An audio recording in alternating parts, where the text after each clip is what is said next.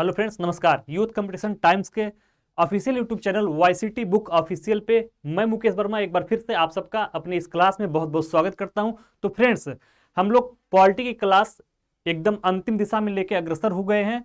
तो पिछले लेक्चर में हमने निर्वाचन आयोग के बारे में सारी चीजें आपसे पढ़ के समाप्त किया था कि कौन कौन सी चीजें हैं, निर्वाचन आयोग किस प्रकार से काम करता है, उसके काम क्या क्या होते हैं, किसी दल को राष्ट्रीय दल का दर्जा कब दिया जाता है, किसी पार्टी को क्षेत्रीय दल का दर्जा कब दिया जाता है, इसके अलावा चुनाव चिन्ह का आवंटन करना या किसी पार्टी के चिन्ह का आवंटन करना, ये सारी चीजें आपने पढ़ के समाप्त की है। आज उसके आगे हम लोग बढ़ेंगे और एक इंपॉर्टेंट टॉपिक है जहां से सवाल अक्सर एग्जाम में पूछा जाता है, राजभाषा। तो आज हम लोग राजभाषा के बारे में चर्चा करेंगे।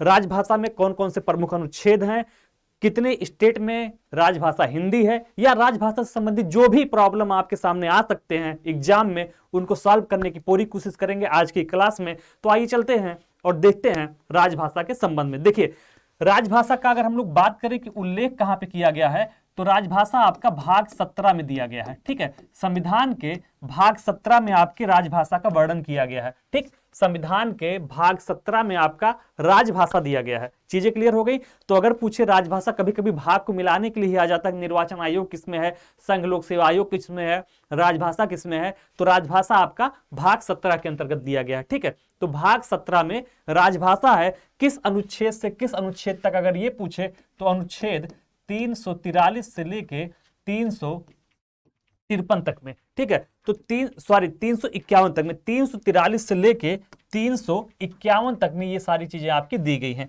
ठीक, तो अनुच्छेद 343 से लेके 351 तक में दिया गया है। तो आपका राजभाषा के बारे में जो वर्णन किया गया है, अनुच्छेद 343 से लेके 351 तक में सारी बातें लिखी गई हैं राजभाषा से संबंधित भाग 17 में। चीजें क्लियर हो गई। तो भाग 17 में अनुच्छेद 343 से 351 में आपका राजभाषा दिया गया है, यहीं पे आप रट लीजिए। ठीक है, अब देखिए, राजभाषा का मतलब यह है कि कामकाज की भाषा। ठीक है, राजभाषा से यहां पे मतलब आप जो समझिएगा वो कामकाज की भाषा।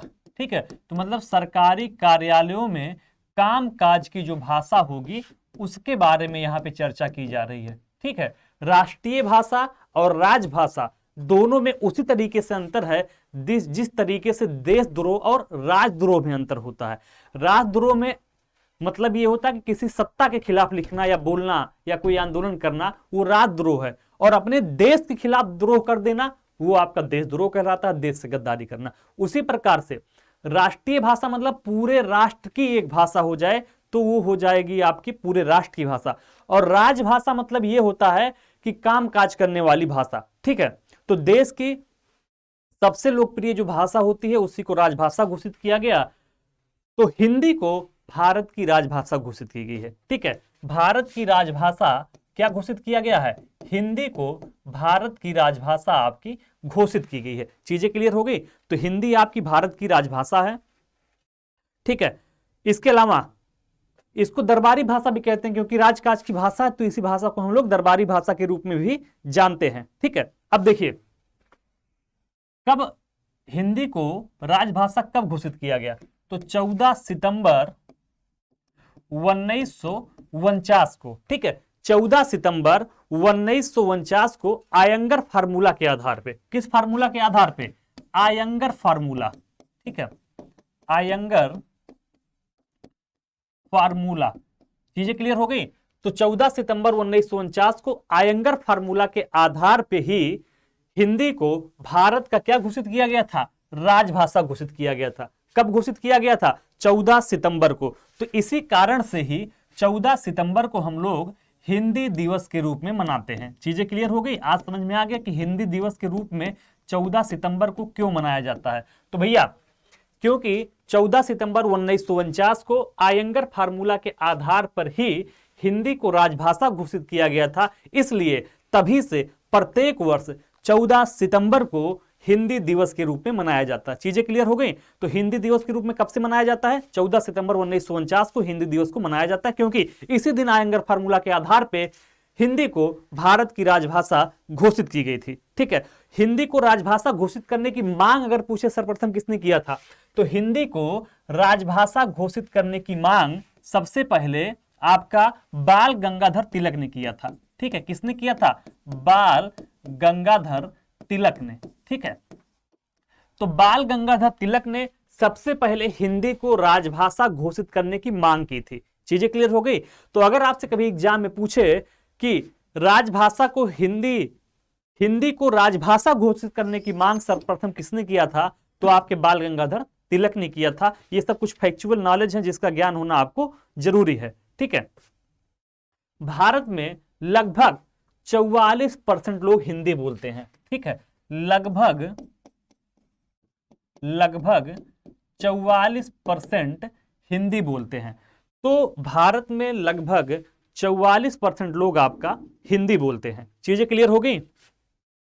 अब देखिए, हम लोग बढ़ेंगे आर्टिकल के बारे में। ये तो एक बेस था कि आपको जानना राजभाषा के बारे में। कहां दिया गया है? भाग 17 में आर्टिकल 343 से लेकर 351 तक में दिया गया है।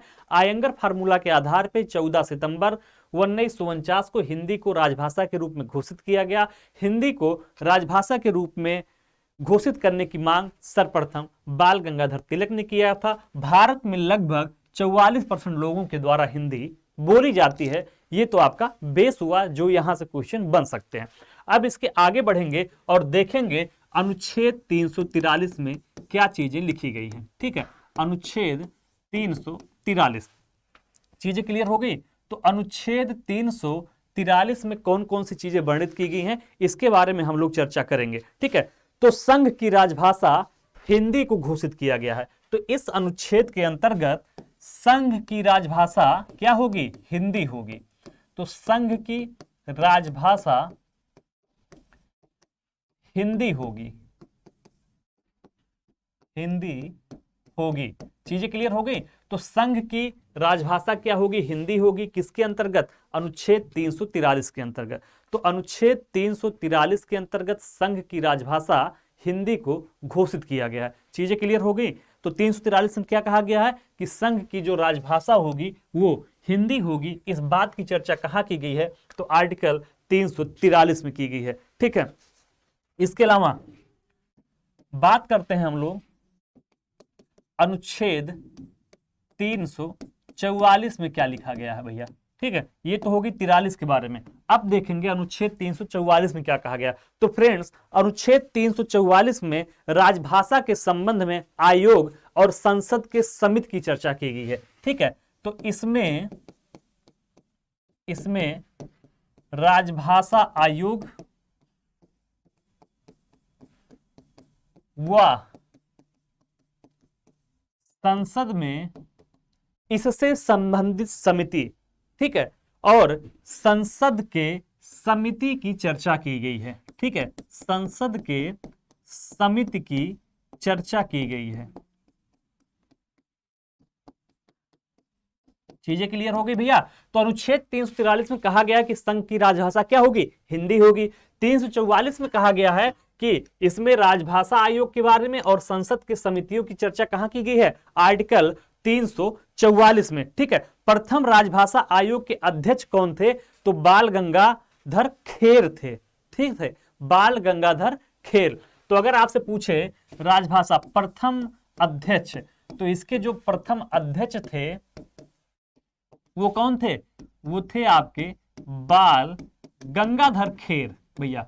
तो बाल गंगाधर खेर थे इसके प्रथम अध्यक्ष। चीजें क्लियर हो गई? तो इसके प्रथम अध्यक्ष बाल गंगाधर खेर थे। ये बात आपको समझ में आ गई? अब देखिए इसके आगे बढ़ते हैं और देखते हैं हम लोग कि अनुच्छेद 345 में किस चीज की गणना की गई है या कौन सी चीजें बताई गई हैं। तो अनुच्छेद 345 में क्या कहा गया है? अनुच्छेद 345 में क्या कहा गया है, इस चीज पे हम लोग बात करेंगे। तो अनुच्छेद 345 में राज्य की राजभाषा क्या होगी, मतलब स्टेट की। ठीक है, तो इसमें प्रदेश या राज्य की राजभाषा की चर्चा की गई है।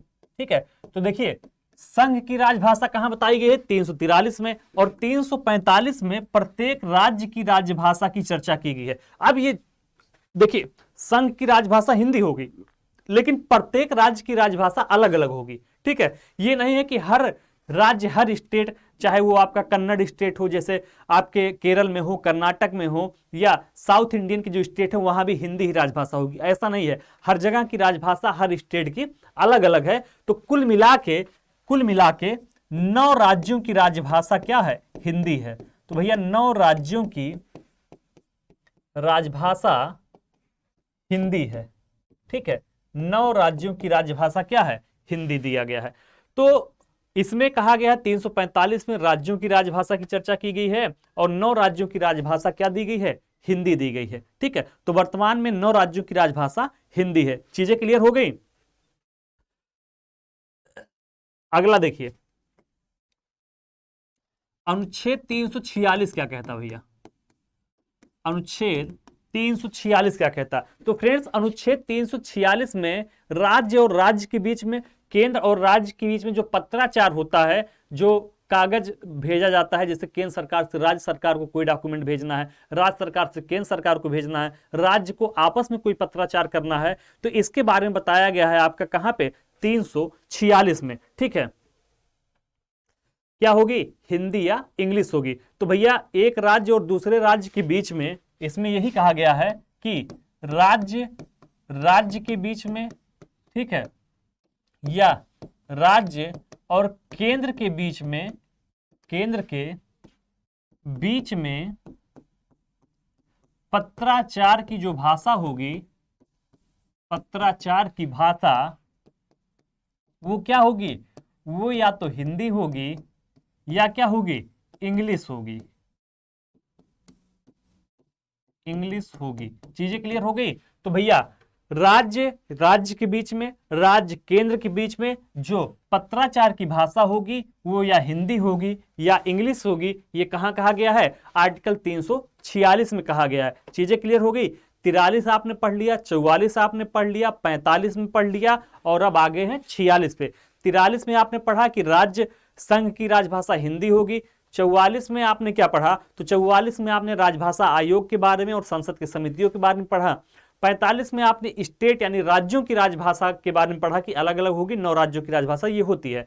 फिर 345 में आपने पढ़ा कि 46 में आपने पढ़ा कि एक राज्य दूसरे राज्य के बीच में किस प्रकार से पत्राचार करेंगे। तो एक राज्य दूसरे राज्य के बीच में पत्राचार जो करेंगे वो हिंदी या इंग्लिश में करेंगे, और अगर केंद्र और राज्य के बीच में भी पत्राचार हो रहा है तो वो भी हिंदी या इंग्लिश में होगा। ये चीजें लिखी गई हैं 346 में। अब देखते हैं हम लोग कि अनुच्छेद 347 में क्या लिखा गया है। अनुच्छेद 347 में किस चीज की गणना की गई है, प्रावधान किया गया है भैया, गणना आ रहा है। तो अनुच्छेद 347 में क्या कहा गया भैया कि किसी राज्य की जनसंख्या की मांग पर किसी भाषा को राजभाषा का दर्जा राष्ट्रपति दे सकता है। ठीक है, तो किसी राज्य की राजभाषा का दर्जा यहां पे ये दिया गया है जनता की मांग पर। ठीक है, किसी राज्य की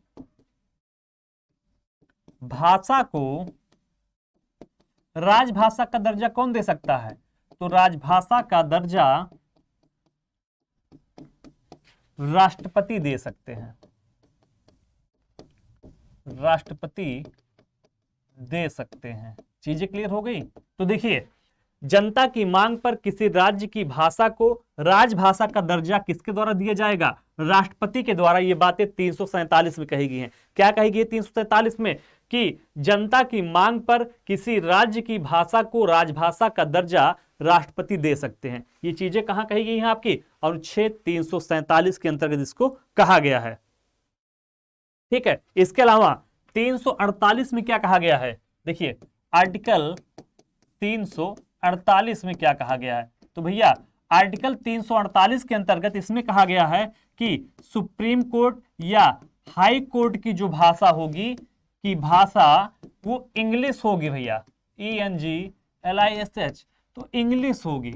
ठीक है, चीजें क्लियर हो गई। तो हाई कोर्ट और सुप्रीम कोर्ट में जो बहस होती है, जो डॉक्यूमेंट जारी होता है, उसकी भाषा क्या होती है? इंग्लिश होती है। तो आप लोग देखते होंगे हाई कोर्ट में या सुप्रीम कोर्ट में जो बहस होती है, जो जिरा होती है, वो केवल और केवल इंग्लिश में होती है। यहां पे यही चीजें लिखी गई है कि हाई कोर्ट और सुप्रीम कोर्ट की जो भाषा होगी वो इंग्लिश होगी। कोई जजमेंट आएगा, कोई सुनवाई होगी, तो बहस सारी चीजें किसमें होती हैं भैया? इंग्लिश में होती है। आर्टिकल 348 जो है वो आपका मोस्ट इंपॉर्टेंट है। ठीक है, चीजें क्लियर हो गई। और देखिए आर्टिकल 349 क्या कहता है आपका भैया? हाईकोर्ट सुप्रीम कोर्ट की भाषा इंग्लिश होगी, ये 348 में कहा गया है। इसके अलावा राजभाषा संबंधी सुधार के लिए जो आयोग बनाया जाएगा, जेपीसी, ठीक है, जेपीसी बनाया जा सकता है। तो राजभाषा संबंधी सुधार के लिए जेपीसी आयोग, ठीक है, जेपीसी आयोग की चर्चा कहां की गई है? आर्टिकल 349 में। तो राजभाषा संबंधी सुधार के लिए जो आयोग बनाया जाएगा उसका नाम होगा संयुक्त संसदीय समिति, ज्वाइंट पार्लियामेंट कमेटी इसको कहते हैं। संयुक्त संसदीय समिति का गठन किया जाता है और इसकी सिफारिश को संसद को 2/3 बहुमत से पारित किया जाता है। ठीक है, तो जेपीसी आयोग की सिफारिश किस बहुमत से पास होनी चाहिए? 2/3 बहुमत से। तो इसकी सिफारिश 2/3 बहुमत से पास होनी चाहिए। ठीक है, तो राजभाषा संबंधित जो विवाद होते हैं या सुधार के लिए कमेटी बनाई जाती है, जेपीसी ज्वाइंट पार्लियामेंट कमेटी बनाई जाती है और उसकी सिफारिश पे जो भी सिफारिश होती है उसको 2/3 बहुमत से पारित किया जाना जरूरी है। कहां पे? संसद में। तो संसद में इसको 2/3 बहुमत से पारित होना जरूरी है। ये बातें 349 में लिखी गई है। ठीक है, ठीक है। 350 में क्या कहा गया है? आर्टिकल 350 में, तो भैया आर्टिकल 350 में यह कहा गया है किसी अधिकारी को अगर कोई शिकायत पत्र देना है तो वो राजभाषा में ही दिया जाए, ये जरूरी नहीं है, वो किसी भी भाषा में दिया जा सकता है। ठीक है, तो किसी भी भाषा में दिया जा सकता है। किसी शिकायत से संबंधित अधिकारी को सूचना किसी भी भाषा में दी जा सकती है। ठीक है, शिकायत की सूचना, शिकायत की सूचना किसी भी भाषा में दी जा सकती है, किसी भी भाषा में। ठीक भैया, तो किसी व्यक्ति को किसी अधिकारी से शिकायत करना है तो मान लीजिए किसी स्टेट की राजभाषा इंग्लिश और उसको कन्नड़ आता है तो कन्नड़ में लिख के दे सकता है। यहाँ की राजभाषा हिंदी है और अगर उसको संस्कृत आता है यूपी में तो वो संस्कृत में लेके अपनी शिकायत दे सकता है आर्टिकल 350 के अंतर्गत। तो किसी अधिकारी को जो शिकायत करना है वो किसी भी भाषा में किया जा सकता है, जरूरी नहीं है कि वो राजभाषा में ही शिकायत करे। इसका मतलब ये है कि सुप्रीम कोर्ट और हाई कोर्ट में अगर आपको कोई पीआईएल दायर करना है, कोई जनहित याचिका डालनी है या जो पोस्ट कार्ड के माध्यम से भी याचिकाएं पड़ती हैं, उसको आप किसी भी भाषा में वहां पे पोस्ट कर सकते हैं और उस पे सुप्रीम कोर्ट या हाई कोर्ट स्वतः संज्ञान लेके क्या करेगा? सुनवाई करेगा। ठीक है, इसके अलावा जो अंतिम अनुच्छेद है, अनुच्छेद 351, ये बड़ा इंपॉर्टेंट भैया, अनुच्छेद 351। तो आर्टिकल 351 में क्या कहा गया है कि हिंदी का विकास करना भारतीय सरकार का क्या होगा? कर्तव्य होगा। तो हिंदी भाषा का विकास करना सरकार का कर्तव्य होगा। ठीक भैया, हिंदी भाषा का विकास करना सरकार का कर्तव्य होगा। ठीक है, सरकार का कर्तव्य होगा। चीजें क्लियर हो गई। तो हिंदी भाषा का विकास करना सरकार का क्या होगा? कर्तव्य होगा। तो फ्रेंड्स, इसी के साथ आपने पढ़ के समाप्त किया है किसको?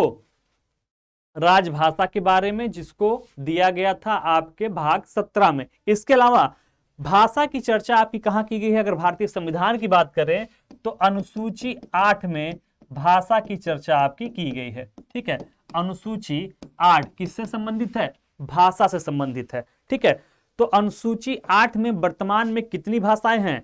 तो अनुसूची 8 में वर्तमान में आपकी कुल भाषाओं की संख्या कितनी है? 22 भाषाओं की इसमें शामिल किया गया है, जिसमें से भोजपुरी शामिल नहीं है। प्रारंभ में कितनी भाषाएं थी? तो मूल संविधान में यानी प्रारंभ में इसमें कितनी भाषाएं थी? 14 भाषाएं शामिल थी। ठीक है, तो प्रारंभ में इनमें 14 भाषाएं शामिल थी। वर्तमान में कुल भाषाओं की संख्या कितनी है? 22 है। ठीक है, चीजें क्लियर हो गई। बानवेवां जो संविधान संशोधन किया गया था, जो लास्ट में संविधान संशोधन किया गया, 92वां संविधान संशोधन। ठीक है, तो ये सवाल कभी कभी पूछता है कि 92वां संविधान संशोधन के माध्यम से कौन कौन सी भाषाएं भारतीय संविधान में जोड़ी गई थी। तो इसमें 4 भाषाएं, बोडो, डोंगरी, मैथिली और संथाली। ठीक है, बोडो, डोंगरी, मैथिली और कौन सी भाषा जोड़ी गई थी, संथाली भाषा जोड़ी गई थी।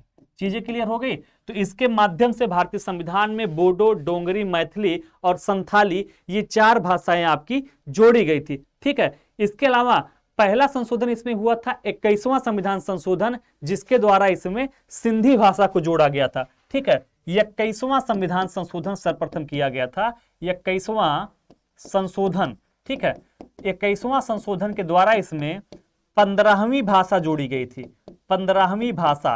और 15वीं भाषा के रूप में किसको जोड़ा गया था, सिंधी को जोड़ा गया था। ठीक है, सिंधी को जोड़ा गया था। इसके अलावा एक और संशोधन इसमें हुआ था, 71वां संविधान संशोधन, जिसके द्वारा इसमें कौन सी भाषाएं जोड़ी गई थी, 3 भाषाएं जोड़ी गई थी। तो 71 के द्वारा इसमें 3 भाषाएं जोड़ी गई थी। कौन कौन, नेपाली,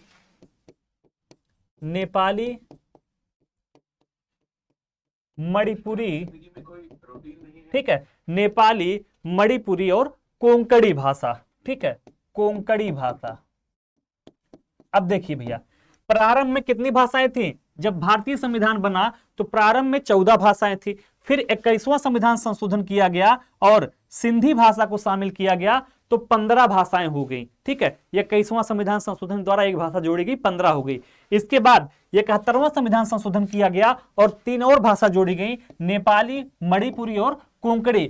तो कुल भाषाओं की संख्या यहाँ 14 थी, एक जोड़ा गया 15 और प्लस 3 और जोड़ा गया 18 हो गया। और इसके बाद 92वां संविधान संशोधन द्वारा 4 भाषाएं और जोड़ी गई तो 18 से बढ़कर संख्या कितनी हो गई, 22 हो गई। वर्तमान में अनुसूची 8 के अंतर्गत कितनी भाषाएं शामिल की गई हैं, 22 भाषाएं शामिल की गई हैं, जिसमें भोजपुरी नहीं शामिल है। कई बार इस पे सवाल पूछा गया है। तो फ्रेंड्स, हमने राजभाषा से संबंधित भाग, अनुच्छेद और अनुसूची तीनों चीजें पढ़ के समाप्त कर लिया है। अगर आज आप पहली बार हमारे साथ जुड़े हुए हैं तो चैनल को सब्सक्राइब करना ना भूलिएगा और बगल में जो बेल आइकन का बटन लगा है उसको दबाइएगा जरूर, ताकि आने वाले वीडियो की नोटिफिकेशन आपको प्राप्त होते रहें। पढ़ते रहिए, मस्त रहिए। मिलते हैं अगले क्लास में। जय हिंद।